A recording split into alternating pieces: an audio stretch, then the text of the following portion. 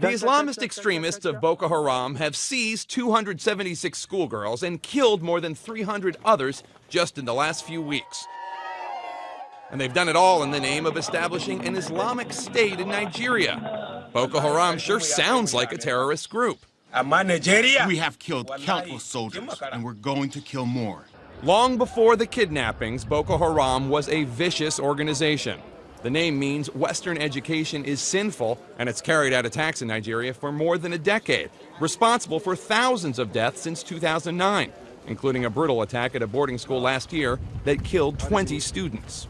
The seizure of these young women by this radical extremist group, Boko Haram, is abominable, it's criminal, it's an act of terrorism, and it really merits the fullest response possible, first and foremost from the government of Nigeria.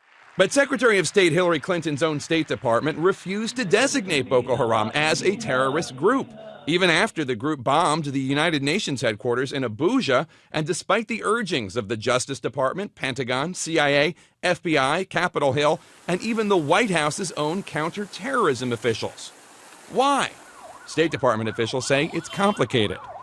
There was a major discussion on whether this should be done and why. I won't reprise it all here, but there was a concern that putting Boko Haram on the foreign terrorist list would, in fact, raise its profile, give it greater publicity, give it greater credibility, help in its recruitment, and also probably drive more assistance in its direction.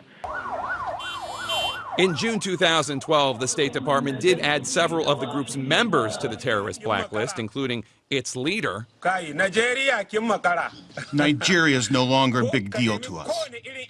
As far as we're concerned, we will now comfortably confront the United States of America.